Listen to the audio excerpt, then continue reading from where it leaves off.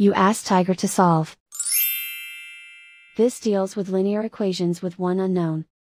The final result is y=4. Let's solve it step by step. Simplify the expression. Expand the parentheses.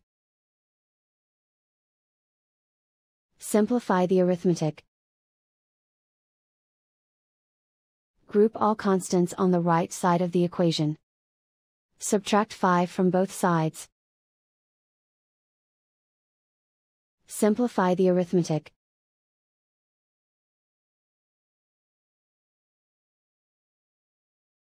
Isolate the y. Divide both sides by 5. Simplify the fraction. Find the greatest common factor of the numerator and denominator. Factor out and cancel the greatest common factor. And so the final result is y=4.